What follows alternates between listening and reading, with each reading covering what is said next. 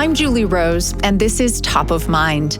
I have been a radio journalist for 2 decades, but a few years ago, I found myself avoiding the news for long stretches because of how depressing and divisive it all seems. I still wanted to be informed and engaged on important issues, though, and I figured I couldn't be alone in that. So we created this podcast. Each week, we tackle one tough topic in a way that will challenge you, help you feel more empathy, and empower you to become a better citizen, a kinder neighbor, and a more effective advocate. Today, why do we lock up people who commit crimes? Spoon Jackson. An inmate at the California State Prison, Solano, Vacaville, California. You have a prepaid call. To accept this call, say or dial 5 now. Hey, good morning. Hey, Spoon, how are you? Oh, I'm good. It's going to be loud. It's going to be loud here because I'm right in the day room. Spoon Jackson has been in prison for 46 years. I'm sitting in the middle of an overcrowded day room at Solano State Prison with 3 TVs going and a bunch of people talking.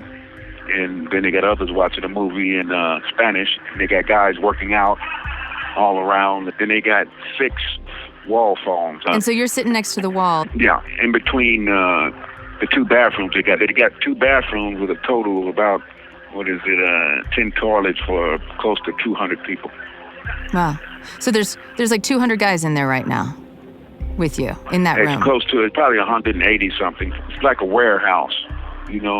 Just one story, and got a podium up there about 50 feet away from me, right raised up where they got a couple of officers on it, and they got bunks on both sides.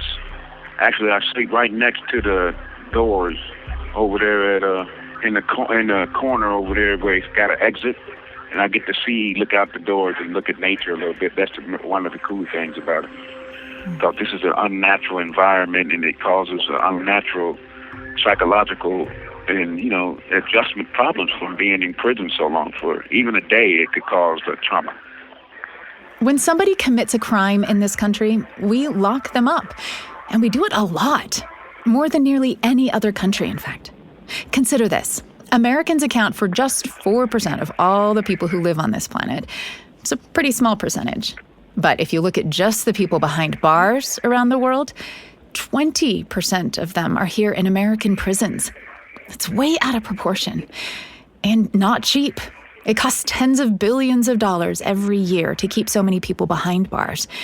And then when they are released, 2 out of 3 end up rearrested within a couple of years. So that's led to a growing consensus across the political spectrum that something needs to change. This season, Top of Mind is finding fairness. We all want a society that is peaceful and just. So today, how well do prisons accomplish those 2 things? Keeping the peace and administering justice. Are there other options? Well, let's start with a view from inside. I was a wild youngster, and I ended up committing murder. And I was 10 days into my 20th birthday. Spoon Jackson grew up in Barstow, California. It was a childhood plagued by abuse at school and at home. He started getting into trouble young, stealing, beating people up. Then, in the late 1970s, he killed somebody. I got charged. They gave special circumstances in order to qualify me to get the death penalty. But instead, the jury locked up and gave me life without. The judge ended up giving me life without the possibility of parole. So you have only ever lived in prison as an adult, basically. Yeah. Do you remember your first day in prison? Oh, man, yeah, it was awful. It was future shock. I had been arrested before, but I had never done any time. And it was just, I had to wake up to a new reality, a foreign land, a foreign planet or something. And I was in shock, but I kept it to myself. And I just watched and studied and saw which way for me would be the best way to go. Because I was on a journey of silence. and learning, and I didn't even want to talk, you know. What I had done to rip a hole into the society was, you know, I was never happy about. I'm ashamed and knew I had to travel a path to try to redeem myself, and I knew that redemption would have nothing to do with the state and with anyone trying to punish me for what I had done. I know what I had done, and I know that the only thing I could do to make it right is to be of service and be the best me I could be. So what did that mean? How were you spending your time at that point? There's a staircase right when you come into San Quentin. There was a staircase where no officers or anybody was to come by, and I would sit up there and study and read all day. I would go down and lay in front of the chapel. They had a little courtyard. That's the only place where they had trees at. I would lay out there and read and just commune. And I had never done it like that before. And I felt like I was getting wiser. I felt some kind of magic in the silence. And I was thinking about it. I didn't want to even speak anymore, you know, because the silence was so beautiful and so real, and it was just freeing. To be honest, it was freeing. Yeah. And that was before I even found out that I was a poet. How did you discover poetry? Well, I signed up for remedial classes, and I think somebody told me about a poetry class. Poetry, I thought it was for nerds and women and kids and stuff like that. I had an old messed up view of poetry. I had a bunch of messed up views about all kinds of things. I said, well, I'm just going to sign up for this dang thing. And so when I went there, I'm looking at everybody. I had seen some of these guys on the yard and played basketball with them or something before. And I'm saying, man, this is cool. And I'm hearing poetry, and I'm saying, this is what poetry is. And, you know, I got to reading poetry, and I got to understanding some of it. And then about a year or so, we started individual consultations. Judith had got permission to do individual consultations. Judith Tannenbaum was a Bay Area poet who had recently begun teaching courses at San Quentin Prison. And so after a year, she said I would be her first consultation. And, you know, we walked her down to the basement classroom, and she asked me where I'm from. And I said, I'm from Barstow, the heart of the high desert. You know, and I was telling her that's the only place I knew until they brought me here. You know, and I tell her about Cook Street. I stood on Cook Street, and the red and purple clay mountains that are surrounding me appeared to be the whole world. She wrote that stuff down, and it was poetry. And it ended up being the poem, The Heart of the High Desert.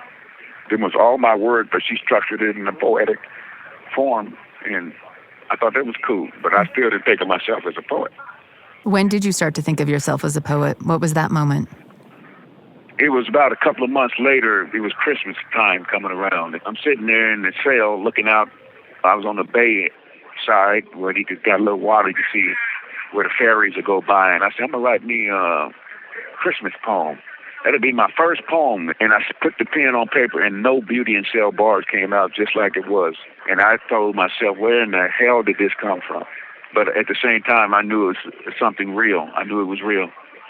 Monday came around. We had poetry class on Monday, so I went down there, and I just gave her the poem, No Beauty in Cell Bars. And the next thing I know, when she came back to see me, she said, she with tears in her eyes talking about, whoa, she's blown away. Everybody shared it with just was, just blown away. And from then on, poems became my life. I would write poems and put them in a black binder and share them with folks all over the place. That poem, No Beauty in Cell Bars, is Spoon's most famous. It's appeared in a number of anthologies and documentaries. No beauty in cell bars. Restless, unable to sleep. The keys, bars, the guns being racked. Year after year, endless echoes of steel, kissing steel. Noise, constant yelling, nothing said. Vegetating faces, lost faces, dusted faces. A lifer, a dreamer, tomorrow's a dream, yesterday's a memory, both the passing of a cloud.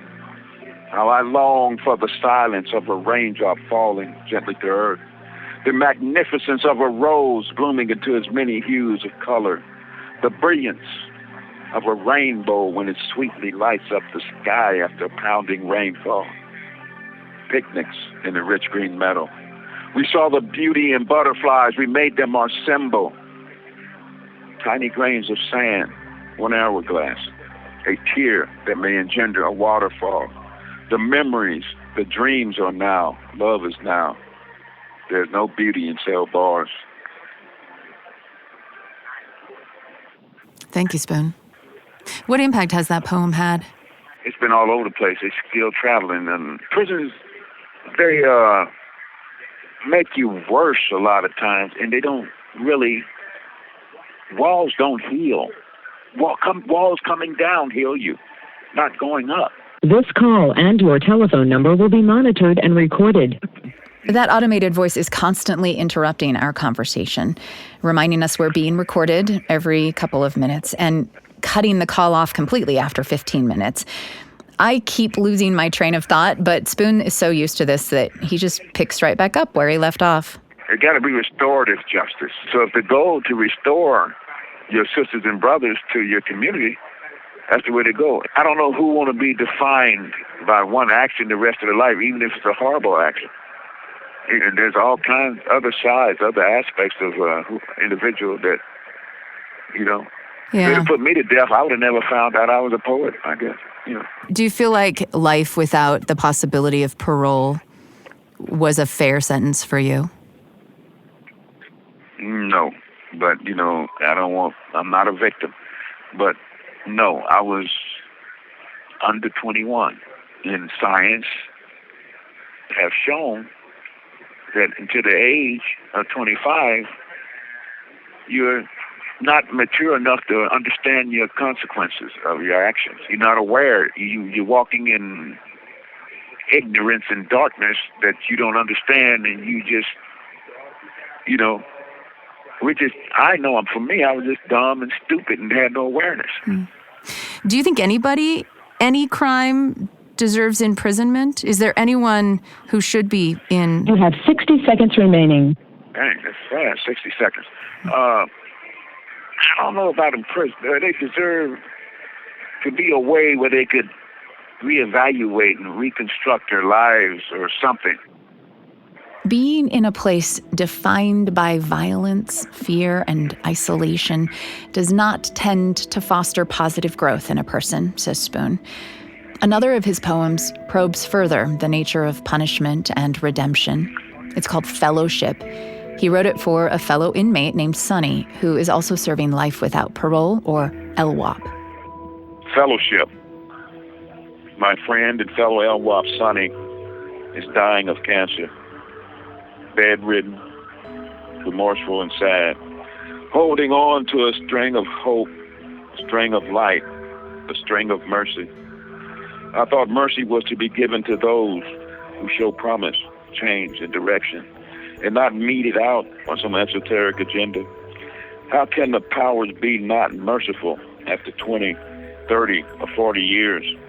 Even after Sonny threw himself on the mercy of the courts, governor, and gods. Yet Sonny dies like a wounded pigeon rolling about the ground. He dies like an upside-down turtle in the desert. Is it still justice or revenge? He's old and almost dead, no threat to anyone. The pain he caused others and himself eats at his heart like a power drill. When does justice become revenge in inmate economics? How can you serve mercy to some and not others? Aren't we all equally as wicked, equally as good?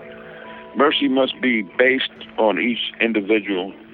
Mercy must be based on the now and not exclude whole groups of people. I forgot about old Sonny. He ain't never got to hear this poem, but I'm going to read it to him one day. He'd be crying probably. Spoon Jackson's now a famous prison poet. He's won 4 PEN America Awards, been the subject of several documentaries, had his work featured in a Hollywood movie even, hosted a critically acclaimed podcast, and published several books, including a memoir co-written with his first poetry mentor, Judith Tannenbaum. He's also created what he calls a realness network of artists and poets, both in and out of prison, who collaborate on projects to promote the power of personal expression for connection and healing. Would any of this have happened if he hadn't gone to prison? I think if I hadn't broke my social contract, I would have probably been dead or something because I was going down a crazy-ass road. So sometimes I wish I could swap lives with my victim. I used to think that all the time. I ain't a day go by usually that I don't think about what I did. But I hate the fact that somebody's life was lost, and I was the cause of the life being lost. I don't like that at all. I need to be needed to change. That's what I feel like. Yeah. Because when they call themselves punishing you, a lot of times it make you worse. There got to be restorative justice, see, because to continue to punish just makes more hurt, makes more pain, makes more death. And they got to figure out how they're going to allow these people to become a part of society again. There got to be a place of healing, a place where they could be mentally and spiritually ministered to. Spoon Jackson is serving a life sentence without parole for a murder he committed when he was 20 years old. His memoir is called By Heart, and he's editor of The Book of Judith, which is a new publication paying tribute to his late mentor, Judith Tannenbaum. Spoon is currently seeking to have his life sentence commuted because it was issued by an all-white jury and judge. There's a new provision in California's Racial Justice for All Act that allows the court to reevaluate convictions that may have been influenced by racial bias. I mentioned earlier that America's prisons hold a disproportionate percentage of the total inmate population worldwide. Well, when you look at how long people are sentenced to spend in prison, America is particularly punitive. Nearly half of all life sentences in the world, and 80% of people serving life without the possibility of parole, are in American prisons. Should punishment be the main goal of our justice system? I think that part of justice is to create punishment for crimes, but the point of punishment should not be just punishment. That's barbaric. This man's view of justice changed dramatically when his son was murdered. We'll hear his journey next. This is Top of Mind. I'm Julie Rose. So Tariq was a student at San Diego State University. He was in his sophomore year. He loved to travel and was a brilliant photographer. And he died just before his 21st birthday. This is Tariq's father, Azim Khamisa. Tariq was murdered in 1995. He worked for a family restaurant, Italian family restaurant, as a pizza delivery man on Fridays and Saturdays to earn extra money. He go to the apartment building and knocked on many doors, found out nobody had ordered the pizza. He came back to his car, climbed into the driver's side seat, and as he was about to leave the scene of the crime, he was accosted by 4 youth gang members. It was a gang initiation for one of the boys, a 14-year-old named Tony Hicks. The leader of the group handed Tony a gun and told him to shoot Tariq. And he fired one round, which came through the driver's side window.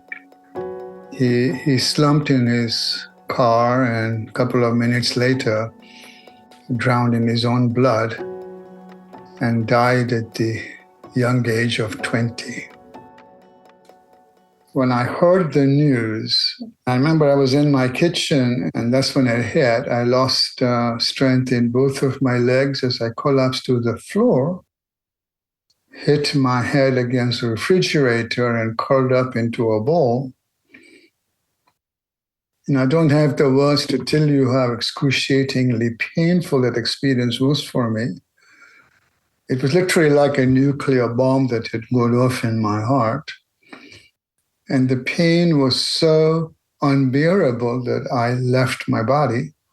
And I believe in God, and I believe I went into the loving embrace of God.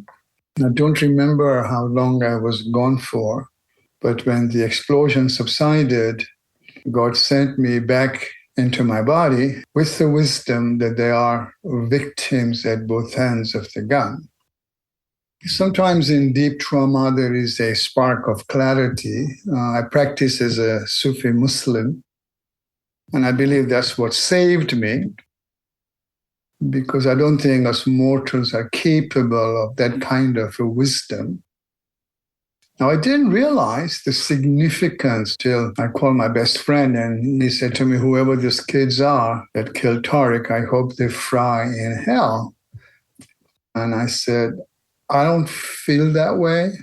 And this was an hour and a half after I found out. And I know my buddy, he started to cry. He says, Azim, where do you get this strength? If somebody killed my son, not only would I want the killer, I would want the whole clan. I never really went there. What did you want to have happen? What did you think should happen to Tony? Well, I think that obviously in my heart, I felt compassion for the 14-year-old. Kids at that age shouldn't be playing with weapons and be involved with gangs and crimes and drugs and alcohol. It's easy to obviously feel compassion and empathy for your own child, but somehow I felt we as a society had gone wrong, that the real culprit was not Tony, that the real culprit was societal forces, that Tony was a victim of society. Well, that begs the question, who is American society? Well, it's you and me. We have created this society. So I felt as an American, I'm a first-generation naturalized American, that I must take my share of the responsibility for the bullet that took my son's life. Why? Because it was fired by an American child. Well, you could take the position, he killed my one and only son, he should be hung from the highest pole. How does that make a better society? Tony Hicks was apprehended a few days after the shooting. He was charged with murder and sentenced to life in prison, the first minor in California to be convicted under a new law that allowed stricter sentences for juveniles. Azim Khamisa had hoped for a shorter sentence. At 14, you are not an adult. It takes 16 to drive a car, 18 to vote, 21 to buy a drink. And I think science will tell you that our brains are not fully developed till you're 25 years old. I met with the district attorney and told him I want him to have the most lenient sentence. And did you think that did he deserve to be punished and was going to prison the right punishment for him? You see, the point, yes, of course. I mean, I think that part of justice is to create punishment for crimes. But the point of punishment should not be just punishment. That's barbaric. The point of punishment is to be able to heal the offender and bring him back into society as a functioning, contributing member. In the months after his son's murder, Azim Khamisa channeled his grief into creating a foundation focused on reducing violence among youth. Violence is a learned behavior. No child is born violent. Tony wasn't born violent. It follows that nonviolence can also be a learned behavior. But you have to teach it, because kids are not going to learn that through osmosis. The Tariq Khamisa Foundation focuses on kids in 4th through 9th grades and kicks off with a school assembly featuring Tony's grandfather, Ples Felix, who raised him. It is a powerful moment on stage, says Azim Khamisa. Where we introduce this man's grandson, killed this man's son. And here they are in the spirit of brotherhood and compassion. Azim Khamisa reached out to Ples Felix soon after Tony murdered Tariq, and the two men have been working on violence prevention ever since. But Khamisa did not meet his son's killer until Tony was 5 years into his life sentence, and Khamisa went to see him in prison. The seminal moment in that meeting was when we locked eyeballs. I'm looking in his eyes, trying to find a murderer in him. And he kept that glance almost to a time that was uncomfortable. But I was able to climb through his eyes and touch his humanity, that I got the spark in him was no different than the spark in me. He was 19. He was polite. He was remorseful. I wasn't expecting that. And at that point, I told him, you know, I have forgiven you. I've been working with your grandfather for over 4 years. And I want you to know that when you come out of the prison, you can join your grandfather and me and work at the foundation. And do you think he would have made that progress if the punishment had not included imprisonment? Well, I think that he did not need to serve that long a sentence. I think that there should have been an appropriate sentence, but once they start to show that they are different, I mean, Tony obviously is very different than what he was when he was 14 years old. Azim Khamisa would spend the next decades trying to get Tony released from prison. And he was ultimately successful. Tony's life sentence was commuted in 2019, 24 years after Tariq's death.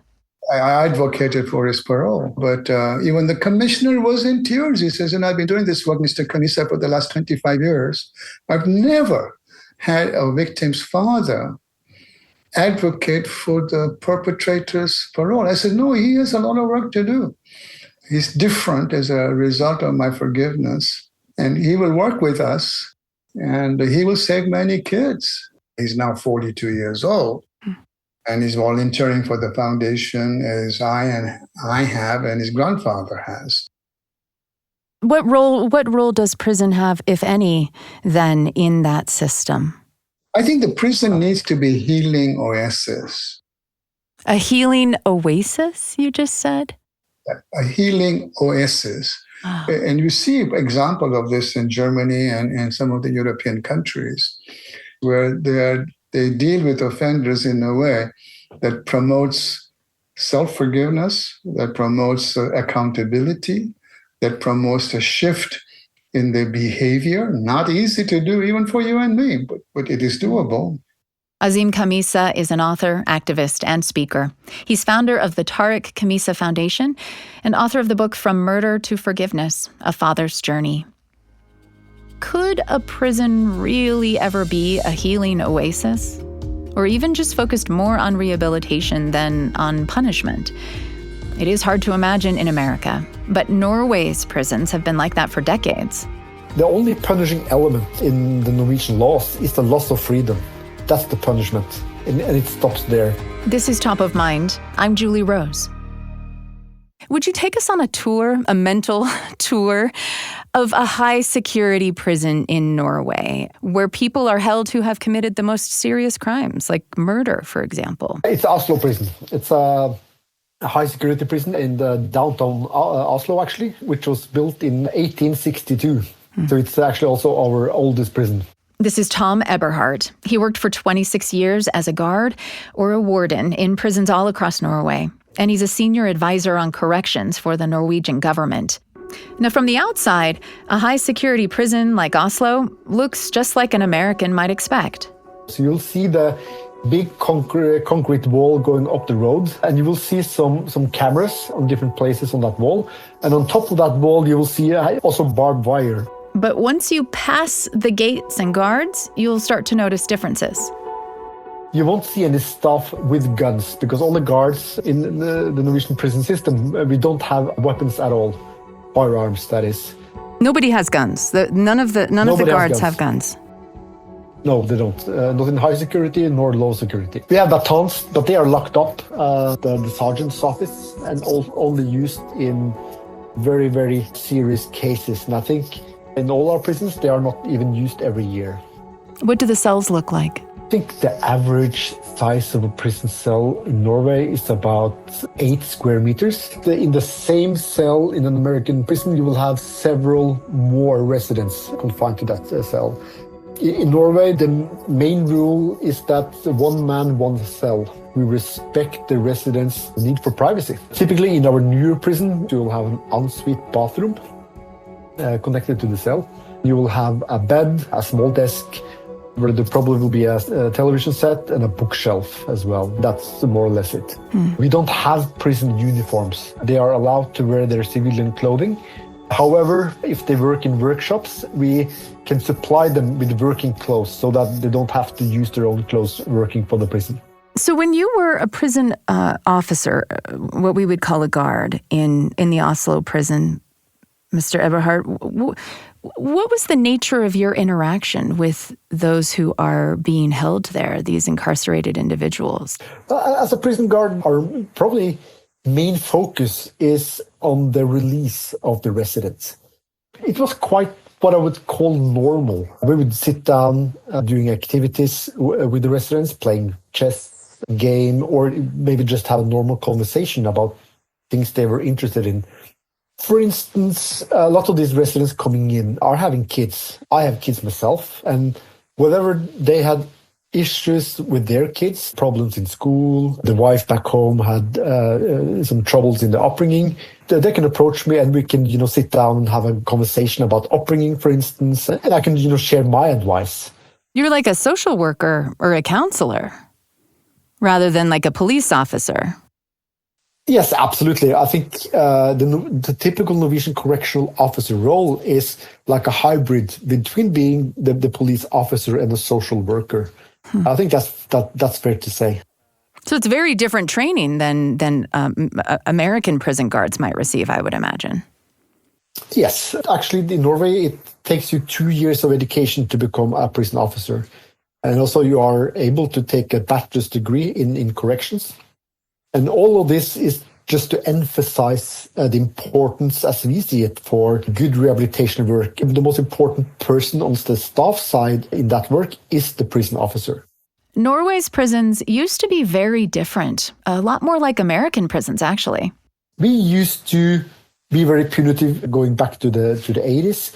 Staff had very little interaction with residents. We had a lot of violence, a lot of episodes, a lot of escapes in our prison service at that time. So our politicians saw the need for change.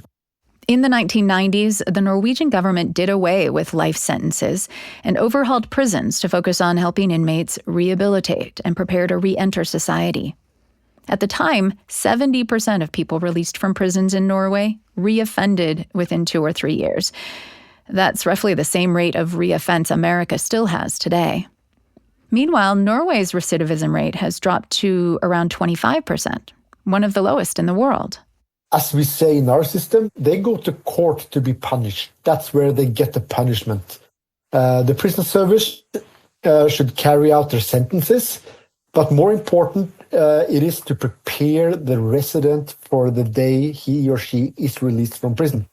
The imprisonment is not to punish? The only punishing element in the Norwegian laws is the loss of freedom. That's the punishment. And it stops there. So as staff, we're not allowed to issue them more punishment. The staff in our prisons should focus more on assisting the residents on their way back to society, because that's creating safety and security for the general public. And it's all based on something we call dynamic security. When Eberhard talks about playing chess with inmates or chatting about their families, that's what he means by dynamic security. It's a way for prison guards to know the individual inmates well enough to foresee conflicts by noticing changes in their daily behavior. They'll also know how to better respond when those conflicts do happen. Because we cannot determine risk without knowing them. Norway also designs its prisons much differently now, with landscaping and color schemes reminiscent of a college campus. The cells look more like dorm rooms. As much as possible, Norwegian prison life is meant to mimic normal life on the outside. There has been so much research around the effects of incarceration. So we know that people are being damaged by being in very strict and harsh surroundings for years. They will have a really, really hard time when they are released. They will not know how to be that good neighbor when they are moving into an American or Norwegian neighborhood. If we don't train them when they are on the inside, what we actually are doing is that when we are releasing them on the street without that training, we are transferring all that risk to the general public. One of the most famous examples of this is Bastøy Prison, where Eberhard was the warden for 6 years. It doesn't look like a prison at all. It's located to an island. It's like 3 kilometers from the island to the mainland. You have to take a ferry going out there. You won't see anything that reminds you of a prison. You will see a village with some houses. In total on the island, it's something like 90 buildings. You will have a church, you will have living houses, you will have a farm and all that. So what you really will see is this village. Where the actual inmates are living in the village. They are living in the village. Typically in the houses, they will live like from anything from 4 residents to 8 residents. They will wake themselves in the morning, go to work or school, and when they get home, they will eat dinner. and they will go to some kind of spare activities in the evening. And all these are also supervised by staff. Okay, so there are supervisors, there are guards, but what kinds of crimes can qualify? What kinds of sentences are allowed to qualify to transfer to Bastøy Island, where they can live in a village setting? Almost every sentence we have in our country. I think at any given time, about 25 to 30% of all the residents are convicted murderers. The biggest group is probably there for violence and drugs, or both. Some are white-collar criminals, some are drug addicts. Really, the whole range of residents are there. They serve sentences in other high-security prisons, and they apply to go to Bastøy for the last part of their sentence. And that could typically be anything from 6 months to maybe up to 5 years. So only certain prisoners get to come to a low-security prison like Bastøy Island. What do they have to do to qualify for that? They have to be motivated to be this good neighbor on the outside. And that's the goal for any low-security prison in Norway. I mean, if there aren't bars and shackles, why wouldn't they just escape? Yeah, that's a very good question, because they hardly ever do. I think the reason for that is that when they come so far in their sentence that they are, allowed to go to minimum security, they just want to see the end of it. They are getting prepared to release, so they don't want to risk being sent back to high security level, by doing something stupid or escape. Is the general public supportive of this? The idea that prison is not actually a painful experience for people who've been punished? Yes, it is. We have spent the last, especially 10 years, inviting the media into our facilities to show them what we're doing, explaining the purpose of prison and why we are running the prisons like we are. That is not about, being soft on crime. It's not about giving people that have done something really, really bad some good stuff. If it's about being nice to something, it's like being nice to the general public, I would say. The payoff for the Norwegian public is evident in the much lower rates of reoffense the country now has, says Eberhardt. On average, 1 out of 4 people released from a Norwegian prison gets rearrested after 5 years. Before the reforms, that rate was closer to 3 out of 4. So the revolving door of recidivism that still spins quickly in American prisons has slowed dramatically in Norway. But the country's philosophy on prisons had a moment of reckoning in 2011, when domestic terrorist Anders Breivik killed 8 people with a car bomb and gunned down 69 teenagers at a political summer camp. Was 21 years in a private prison cell with a bathroom, television, and access to college courses really enough for a mass murderer like Breivik? There was an intense national debate in Norway, and ultimately, Breivik was sentenced to the maximum 21 years, although Eberhardt notes there is a rarely used provision in Norwegian law that allows a sentence, like Breivik's, to be extended in 5-year increments if the inmate is still considered dangerous.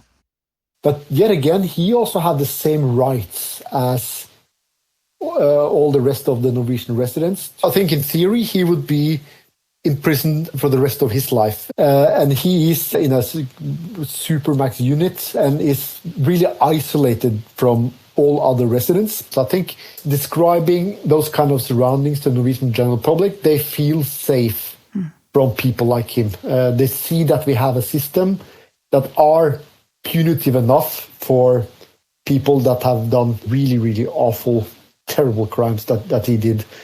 Do you think that we need prisons, though, that societies always need some place to send people who do really bad things? Yes, we do. We do. But I think we should not issue prison sentences to so many people as we are right now for a number of reasons. One, I think it's not really reducing that much crime. It's kind of also creating more crime. It costs a fortune to have people incarcerated. But it costs a lot to treat. Doesn't it cost a lot to treat prisoners with as much comfort as Norway does? I have to imagine that you're spending quite a bit more per prisoner in Norway than America is. Yeah, probably we are. But I think the outcome of that expenditure we get on the other side when people are released and are not reoffending to crime. That will save, the general public, the society, the government for a lot of more dollars than just incarceration itself. I think we need prisons to incarcerate the people that are really, really dangerous. A big portion of, I think, both US residents and Norwegian residents in prison probably would be better off maybe with other types of punishments.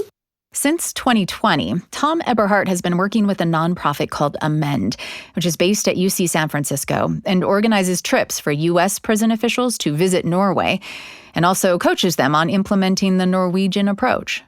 This is not a copy-paste from Norway to the United States. You cannot be Norway, but you can be a better correctional model in the United States than you have currently.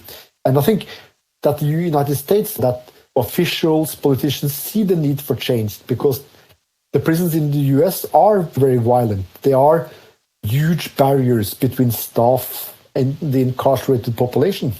But if you want to see a change in the rates of violence, hostilities, injuries and all that in American prisons, there is no other way to accomplish that without staff and residents starting to interact more positive way. Tom Eberhardt suggested that we speak with somebody in Oregon for a glimpse at how the Norwegian approach might work here in the United States. My name's Jamie Miller. I'm currently the superintendent of Snake River Correctional Institution, part of the Oregon Department of Corrections, located in Ontario, Oregon. Snake River is Oregon's largest prison. We're considered a medium custody facility. We have the gamut, anything from excessive DUIs to capital murder cases. Our budgeted population is 3,059 adults in custody. In Oregon, we refer to inmates as adults in custody.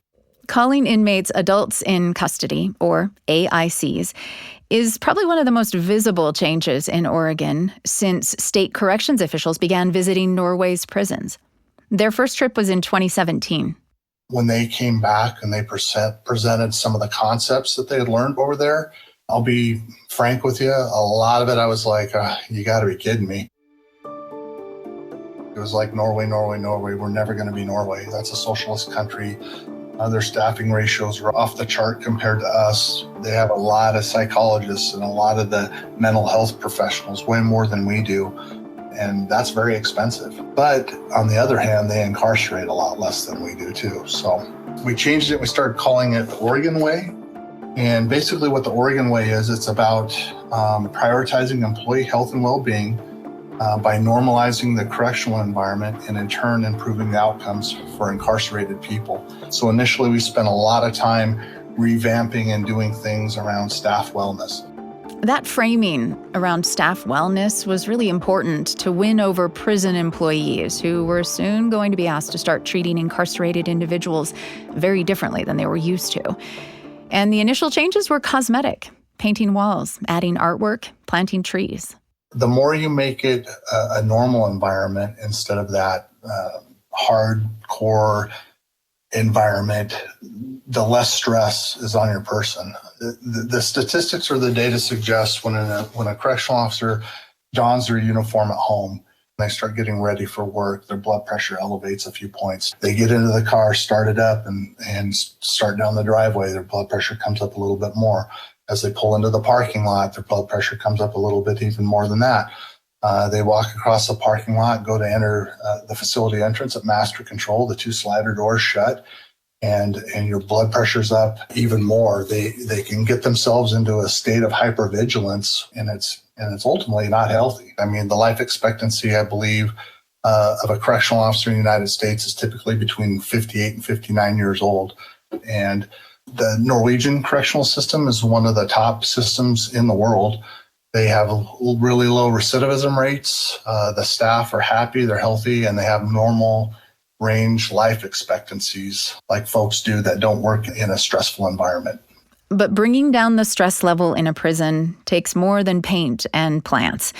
It's rooted in the personal interactions between guards and inmates, says Miller. I think the Norwegians really are invested in injecting humanity into the day-to-day operations of the facility, which is a big portion of their approach. The staff there interact with them. They'll be, playing volleyball or playing cornhole. Where us, on the other hand, you typically don't interact with them that way. It's kind of an us against them type mentality. At least, when I started 27 years ago, that's kind of how we were trained. It's boundaries, boundaries, boundaries. The Norwegians have good boundaries, but they're professional boundaries, and it still enables them to accomplish what they need to accomplish in a very safe, secure, and actually a more proactive manner. So how did you implement that, though? Was it just training your guards, or was it giving them new assignments to, you need to spend X amount of your time on the floor having one-on-one conversations with adults in custody? I'm struggling to understand how you could just like flip a switch and all of a sudden guards who were used to us versus them are now like willing to see each other as peers with the adults in custody. So it's a lot more complicated and a lot more time consuming than that. I mean, if you look at the Norwegian model, when they started implementing these changes, it took a decade. Is there a specific encounter that you had or that you were privy to between a guard and an AIC who was routinely sort of having encounters with guards with officers that were not, that were not productive and that escalated? And then can you describe what happened when that changed, sort of what that looked like? Yeah, I think Captain Dave Jantz, he's an Amend ambassador, and he actually is the one that leads our resource team here at Snake River. And as such, he does a lot of the training, whether it's with captains and lieutenants or the line staff. He was the officer in charge, and they had an issue with an AIC up in the housing unit. And they had called a response team up there. And so he walked up the corridor to kind of observe and see what was going on. And the AIC was basically refusing to go to special housing. Special housing is where they send an inmate, or AIC, who violates a prison rule.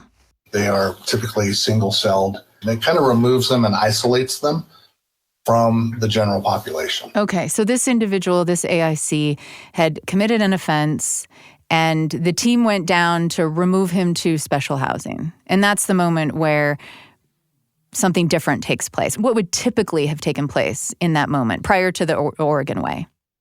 Yeah, well, typically you would tell the AIC to turn around, put his hands behind his back, and you would apply wrist restraints, and they escort him down into special housing. And so he had an issue with the correctional officer that was working the housing unit and felt like he wasn't being heard. I don't remember specifically what the issue was over, but instead of just taking him and forcefully moving him down to special housing, the captain takes the time to listen to the adult in custody. Tell me what's going on. Tell me why we're here. And he's like, seriously? He says, yeah. And so he listens to the adult in custody's perspective and indicates that he's going to follow up with the correctional officer that's working the housing unit, closes that communication gap, says, yeah, you're right. If that's how it happened, that's not how I want things to go. And I'm going to do the follow-up. And he basically, submits to compliance, and we go down without using force and having a productive conversation. It naturally de-escalates. And it's just taking that extra time. The AIC is going to special housing either way, but this way we don't run the risk of injuring staff or injuring the AIC. What has the outcome been? What have you been able to measure any changes in what's going on there at the prison in the last couple of years as you've been implementing this approach? Yeah, one of the things that we've been able to do is actually reduce the planned uses of force in special housing. Miller says that before they started making all these changes, it was common for inmates in special housing to act out. They would cover their doors and windows with paper so officers couldn't see into the cell, wouldn't know what they were walking into when they went to collect an inmate for a disciplinary hearing. So officers would have to prepare for the worst, suit up in protective equipment, bring their batons and OC spray or pepper spray. And the result was predictably unpleasant. When I was a correctional officer, it was very negative interactions, very confrontational or combative. You would have inmates yelling at you, yelling profanities. And basically, you go in with helmets and shields and wrist restraints, and you forcibly gain compliance. And so when you have those situations, it's what we call a planned use of force. I think in 2021, we actually had, I want to say 2, but I believe it's more like 5 throughout the entire year, less than 5 planned uses of force. When I first started as a correctional officer, we were doing 13 a shift, 10 to 13 a shift at times. A shift? Like there's a couple shifts a day. Wow. 3 shifts a day, but days and swings, that's what you did. When you would come to work, you'd walk down the corridor and you could smell OC spray. And you knew that was going to be your day. Have you always believed that the purpose of prison is that the loss of freedom is the punishment, that prison itself doesn't need to be a punishing experience? Or is this a change of heart, an evolution for you? I really believe when I first started, I think you kind of all felt like it was more for them to be punished here. Over my career, my thoughts have changed significantly. Ultimately, when an adult in custody comes to prison, the deprivation of their rights or their freedom is their punishment. They're not sent to prison to be punished. And you have to remember that these folks are going to be your neighbor. 97 to 99% of these guys are going to get out. And I think the philosophy in Norway is you go to court to get sentenced to prison, you go to prison to become a better neighbor. And the more we can approach the situation that way, I think ultimately, by making them available to release from prison, be more productive in society, and you create less victims. And that's the ultimate goal. I think it's transformed lives, not just the staff, but the inmates, and all for the better. Superintendent Miller, thank you very much for taking time today. I really appreciate it. Yeah, you bet. Glad to be here. Thank you. Jamie Miller is superintendent of Snake River Correctional Institution, which is Oregon's largest prison. Midway through his presidency, Donald Trump signed the First Step Act. It was the first major criminal justice reform to pass through Congress in nearly a decade. The primary goals of the act are to emphasize rehabilitation in prisons and reform sentencing to lock up fewer people. But the First Step Act only applies to federal prisons, which account for just 10% of the nearly 2 million people currently behind bars in America.